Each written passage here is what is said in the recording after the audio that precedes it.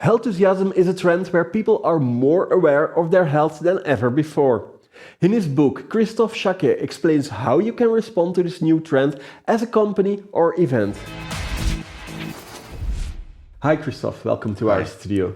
Thank you. You've wrote a book with the title Healthusiasm. What is that about? So yes, indeed, I wrote a book which is called Healthusiasm. And so basically it talks about the trend of people being more than ever actively involved in their own health. So more than ever, people really want to do something about their own health. They want to have an impact on it. And they are looking for solutions. And so in a way, the book also talks about how companies can react to that. What should they be doing to actually be replying to that need? Okay, but maybe we should start first with how does it come that suddenly we are all concerned about our health and want to do something about it? Yeah, true. I mean, we've always been involved with our health, of course. I mean, in some way, yes. Yeah, and even, I mean, if in the old Greek times, we were praying to the gods to have good health, right? Yeah. But it's only recently that we felt that we have some sort of impact on our own health. And that's basically since technology came about and since Dr. Google came about, where we were handed the tools to go online and find information, where suddenly apps came about and we can really, learn about what is going on. How did we travel today? How did we walk enough? We all have watches monitoring us constantly. Yeah, exactly. And so we suddenly feel empowered of doing so. So basically, technology allows us to become who or what we are. In a sense, I wrote a book and I bring it onto the market, but anybody can write a book and use the platforms available to reach thousands of readers or potential readers. If you want to bring out a CD or an album, you can record your own songs at home. You can record that album and you'll find an audience anyhow. Just put it on YouTube and you're off. Exactly. I mean, Arctic Monkeys, a huge band, actually started that way. The Weeknd the same. So there's a lot of possibility. There's a lot of opportunities for people to become who you want to be. And they kind of extended that into health as well. But also, I mean, thanks to technology, our basic needs, Maslow, the hierarchy of needs, the Maslow pyramid, the basic needs are functional needs, and they have been fulfilled over time. Yeah, we have a roof, we have food, we have everything we need to survive. And we can say largely the same about our emotional needs as well. We have some self-esteem, we have an environment in which we feel ourselves comfortably. And so with all these needs being fulfilled, we are looking for something else. And the top of the Maslow pyramid is called the aspirational needs. And so people are really looking into becoming the best person they can actually be. And one of those things is being healthy, simply put. And so this is the kind of needs that people are looking to complete today. Yeah. They really want to become the best person they can possibly be. And so that's why they are looking for ways to be basically as healthy as possible. Okay. You mentioned earlier that your book also talks about, as a company or as even an event organizer, what you can do to play with that trend. And what is it that you can do then? Is it just offering a healthy alternative? I'm Coca-Cola and I'm offering a healthy beverage. I'm an event organizer, and next to the hamburgers and the fries, I put a stall with some healthy foods, or is it more than that? No, it's certainly that already. I mean, making sure that people have a healthy choice is already a good start. But there's different layers I say that you can play into. First of all, there's anything related to lifestyle, which means people are looking for ways to put themselves forward, to say, this is who I am, this is my image, this is my identity. And sometimes they just consume brands. They walk around, for example, with smoothies in their hands and activewear just to show that they are healthy. Yeah. It doesn't change anything of their health, but it kind of puts some mindset out there, and they really want to put them forward like that. But if you go one step higher, then you can help them take decisions which are related to well-being, for example. How can you make people feel good? How can you make sure that they don't, for example, if you go out and you drink a little bit too much beer or any alcoholic beverage, you might feel a bit worse the day after, let's say. So it's a good thing to have some alternatives available, which are non-alcoholic and which maybe are even healthy, so that people feel better the day after. It's the well-being decision is more about how can you make people feel good in their own body. Going to the sauna is a very well-being decision because people go there to feel good. One layer more upwards would be health decisions. Those are decisions that are actually taken to prevent your own health from becoming worse. Smoking cessation, probably the best example there. People stop smoking because they know if they continue doing it, it will make their health worse. And then finally, you have the medical decisions, which are related to the medication or the surgical operation that you might undergo. So basically, as a event organizer or a brand, you can really decide what are the types of decisions that I want to help people with.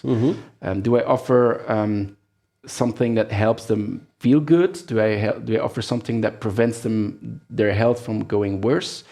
Or is it maybe something even medical? And why should you do that as an event or as a company? Is it because there's some profit in it, or? Well, there is profit in it for sure. There is a market. 50% of people are interested in those kind of solutions. I would say. However, my point is even stronger in the sense that if you don't offer it, you might lose business. You might even become irrelevant. Okay. It's a bit like it's similar to the ecological trends. So if within 10 years as a company, you still put out a lot of products, services, whatever, with a lot of plastic in it, let's say, then you might be irrelevant because nobody will accept that plastic is still that much used within 10 years as it is today. And the same goes for health. I mean, if you still put out products which are so unhealthy, then very likely people will no longer accept you as a valuable brand for them, because you don't help them in becoming the best person they want to be. Okay. You mentioned earlier there are consumers and there are patients, but isn't it so that the lines between those two groups are becoming thinner and thinner? Yeah, it's true. I mean, we used to look at patients and consumers as being two separate human beings. Yeah. Well, actually, I mean, even you and I, we are both consumer and patient. So it all depends on the situation you're in. And so my strong focal point in this book is saying that whether you are in a situation as a patient or as a consumer, you always want the same thing. We used to think that patients look at things differently than consumers, but that is not the case. Can you give an example of that? Well, I can give an example maybe which is very easy to understand, and that's related to banks. Now, if you buy something online today from any e-commerce website, chances are very high that you get it into your mailbox the next day or whatever, even the same day, if depending on what time you order it. Now, if you would imagine you lose your debit card and you reorder one, how much time would you think it take before you get one? I don't know, but for sure not the next day, 2 or 3 weeks, something like that. It could be 2-3 weeks indeed. And so as a person, why would you expect it to be 2-3 weeks while something else could be delivered the next day? And it's that kind of expectations which are common across industries, according to me. And it's not because you're dealing with a bank that you agree or accept that it is delivered 2-3 weeks later, right? And the same goes for the anything related to our health as well.